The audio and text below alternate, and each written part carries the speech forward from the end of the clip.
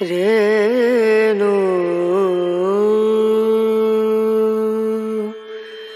Rana Rana.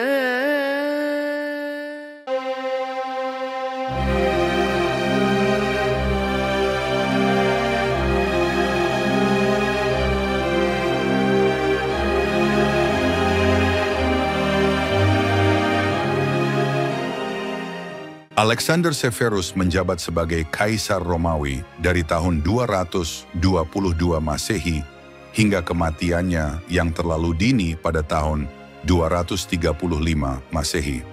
Atas desakan ibu, bibi, dan neneknya, Kaisar Elagabalus menunjuk sepupunya Alexianus, calon Alexander Severus, sebagai ahli warisnya pada musim panas tahun 221 Masehi. Setelah menyadari kemungkinan konsekuensi dari tindakannya, ia merencanakan eksekusi Kaisar muda itu. Sayangnya bagi Elagabalus, keadaan dengan cepat berbalik melawannya. Ketika alih-alih membunuh Alexianus muda, ia dan ibunya akan menemui ajal mereka di tangan pengawal Praetorian. Pada tanggal 11 Maret, ada yang mengatakan 222 Masehi, Senat Romawi menyambut anak berusia 13 tahun itu sebagai penguasa kekaisaran yang baru.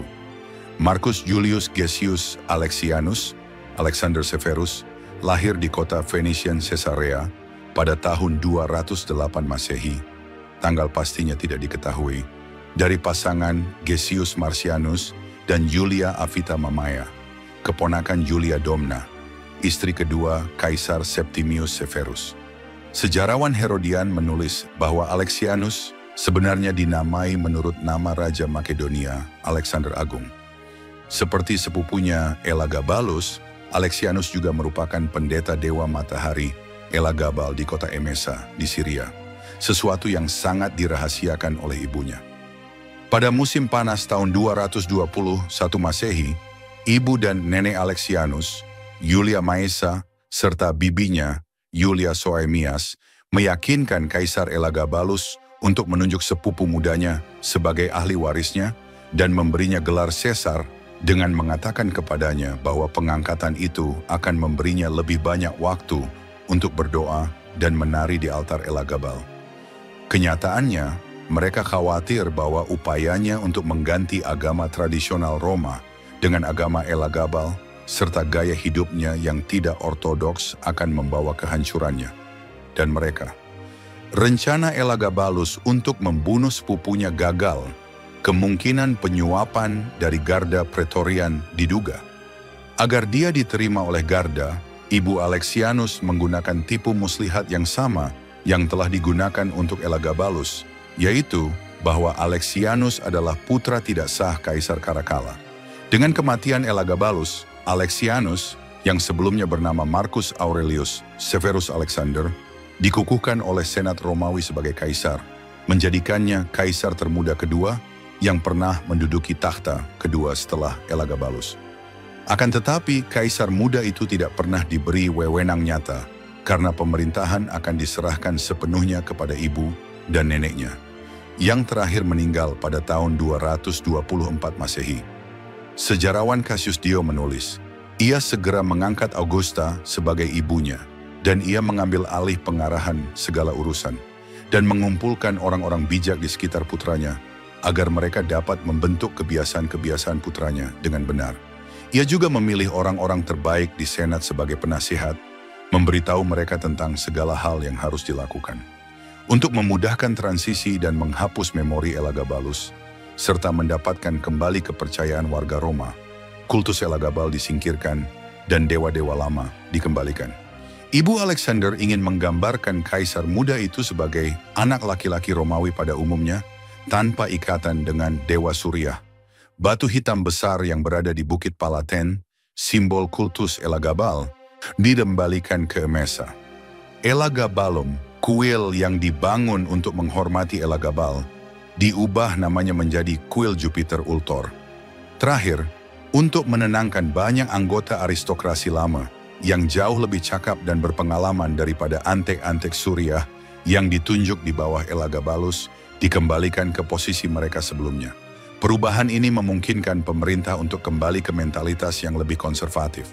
Meskipun wewenang Alexander terbatas, ada satu orang yang ia perjuangkan untuk dilindungi dalam pertentangan keras terhadap ibunya dan Senat.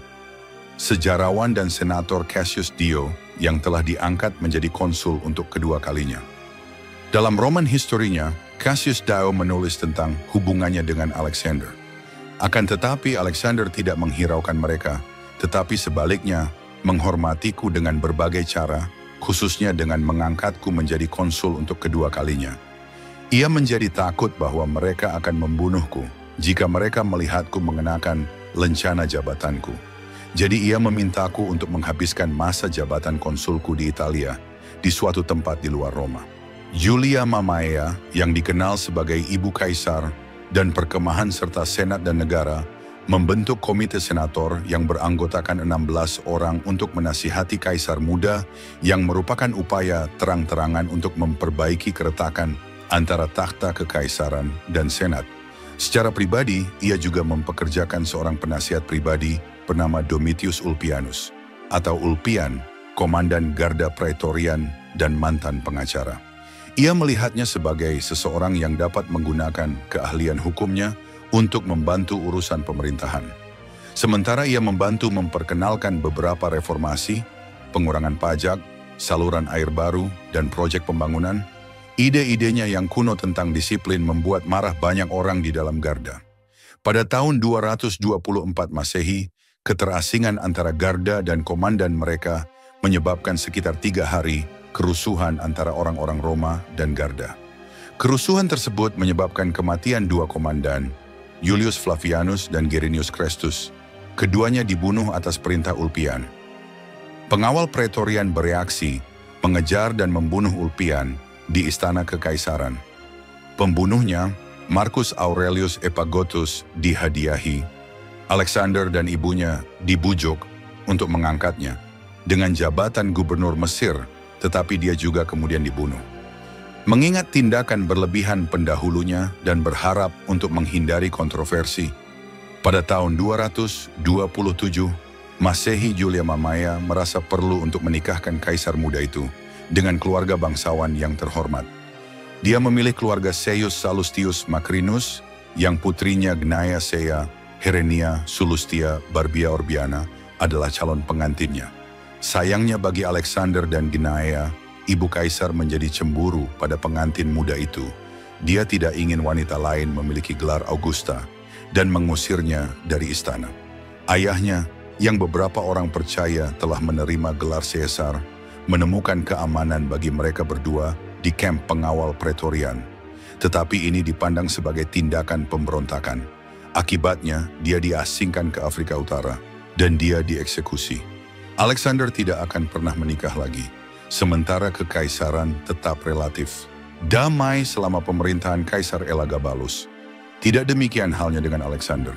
Meskipun terjadi kerusuhan di ketentaraan dan tanpa pengalaman militer, Alexander dan tentu saja ibunya pindah ke timur untuk mengatasi ketegangan yang tumbuh di provinsi-provinsi, tiba di Antioquia pada tahun 231 Masehi.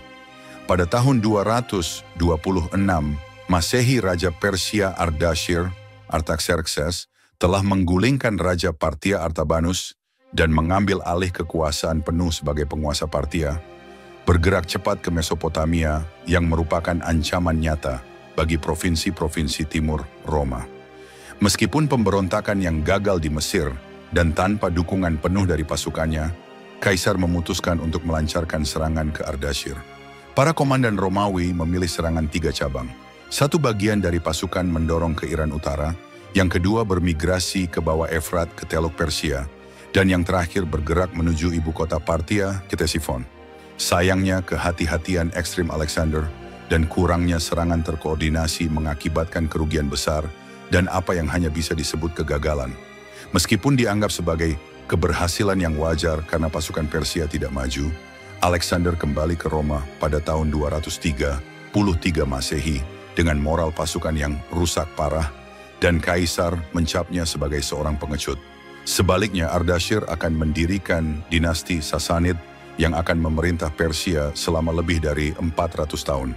Sementara masih menderita karena kurangnya dukungan militer, Alexander dan ibunya memutuskan untuk menyeberangi Rhine dan bertempur melawan Jerman yang telah menyerang dan menjarah benteng Romawi di Galia Timur.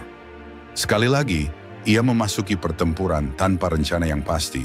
Satu-satunya rencana adalah untuk membayar Jerman, dan tanpa rasa hormat penuh dari tentara. Dikombinasikan dengan pengurangan pengeluaran militer Yulia, serta pemotongan gaji dan bonus, tentara menyadari kekurangan Alexander dan mencari kaisar baru, dan orang yang mereka pilih adalah Gaius Julius Verus Maximinus atau Maximinus Thrax, seorang barbar dari Thrace. Ia akan menjadi yang pertama dari apa yang para sejarawan sebut sebagai Kaisar Barat. Sejarawan Herodian berkata, para prajurit sangat membenci pemborosan waktu yang konyol ini. Menurut pendapat mereka, Alexander tidak menunjukkan niat terhormat untuk melanjutkan perang dan lebih memilih balap kereta perang dan kehidupan yang mudah. Padahal ia seharusnya maju untuk menghukum orang-orang Jerman atas penghinaan mereka. Pada musim semi tahun 235 Masehi, Maximinus dianugerahi warna ungu, simbol otoritas kekaisaran, oleh pasukannya. Mereka segera bergerak menuju perkemahan Alexander. Ketika Alexander diberitahu apa yang telah terjadi, ia menjadi panik dan benar-benar tercengang oleh berita yang luar biasa itu. Ia bergegas keluar dari tenda kekaisaran seperti orang kesurupan, menangis dan gemetar, serta mengoceh terhadap Maximinus karena tidak setia dan tidak tahu berterima kasih. Alexander dan ibunya dibunuh di Vitius Britannicus, dan menurut beberapa sumber, jenazah mereka dikembalikan ke Roma. Historia Augusta menyatakan, secara umum disepakati bahwa mereka yang membunuhnya adalah tentara karena mereka banyak menghinanya, menyebutnya sebagai seorang anak dan ibunya sebagai orang yang tamak dan tamak. Para penulis menambahkan, Alexander melakukan segala sesuatu sesuai dengan nasihat ibunya, dan ibunya pun dibunuh bersamanya. Kaisar baru itu tidak akan pernah menginjakkan kaki di Roma. Sayangnya, takhta kekaisaran tidak dapat dengan mudah direbut, dan setelah kematian Alexander, terjadilah apa yang disebut tahun 6 Kaisar. Butuh waktu lama sebelum Gordian ketiga dapat duduk tanpa perlawanan di atas takhta kekaisaran.